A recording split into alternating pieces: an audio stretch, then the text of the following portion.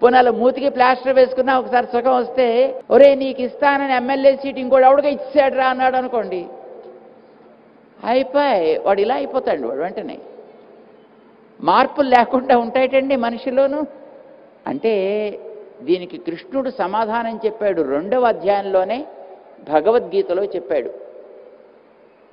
ఏమని చెప్పాడంటే, మాత్రా స్పర్శాస్తు కౌంతేయ శీత ఉష్ణ సుఖ దుఃఖదాగా ఆగమాపాయినః నిత్యాః తాన్ తితిక్షస్వ భారత. నాయనా మాత్రాస్పర్శలు అని అంటారు. మాత్రాస్పర్శలు అంటే మనం బతికేటప్పుడు ఈ ప్రకృతిలోంచి మనకి తగిలేటటువంటి రకరకాలైనటువంటి స్పర్శలు, ప్రకృతిలో ఉండేటటువంటి ఒక ప్రభావం నీ శరీరం మీద చూపిస్తే దానివల్ల నీ శరీరంలో ఒక వికారం కలుగుతోంది. ఎండ తట్టుకోలేకపోతున్నావు, చెమట పట్టేస్తోంది, అప్పుడప్పుడు గాలి ఆడటం లేదు, ఇది ఒక మాత్రా స్పర్శ.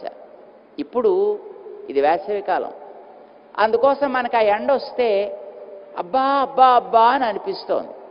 ఇదే శీతాకాలం వచ్చిందనుకోండి, కాసేపు ఎండ వస్తే బాగుండండి, కాసేపు ఎండలో కూర్చుంటే బాగుంటుందండి అని అనిపిస్తుంది. అంటే ఇప్పుడు ఎండ చెడ్డదా, ఎండ మంచిదా? ఎండ మంచిది కాదు, ఎండ చెడ్డది కాదు. ఎందుకంటే ఇప్పుడు నీకు ఎండ వద్దని అనిపిస్తోంది, అప్పుడు నీకు ఎండ కావాలని అనిపిస్తుంది.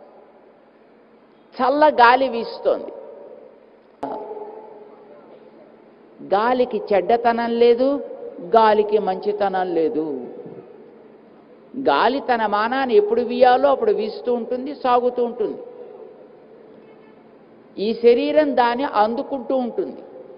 కానీ ఆ అందుకునేటప్పుడు లోపల ఉండే నీలో కలిగే భావనని బట్టి అది అనుకూలమా ప్రతికూలమా అనేది ఏర్పడుతూ ఉంటుంది.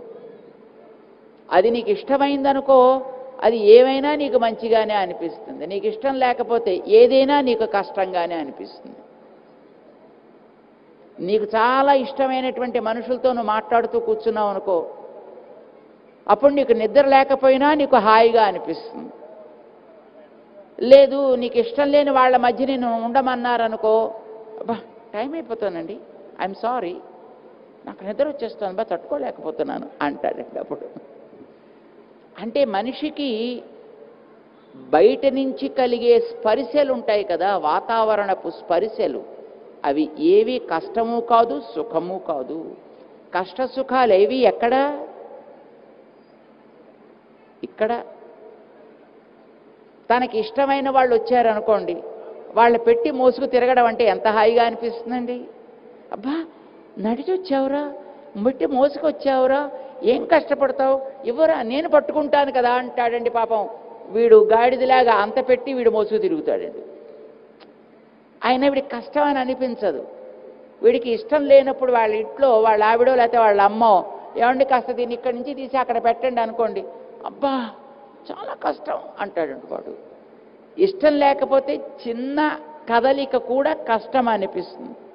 ఇష్టమైతే ఎన్ని బరువులు మొయ్యమన్నా నీకు హాయిగా అనిపిస్తుంది. అంటే ఇప్పుడు కష్టము ఇష్టము అనేవి ఎక్కడుంటాయి? బయట వస్తువుల్లో ఉండవు, ఇక్కడ ఉంటాయి,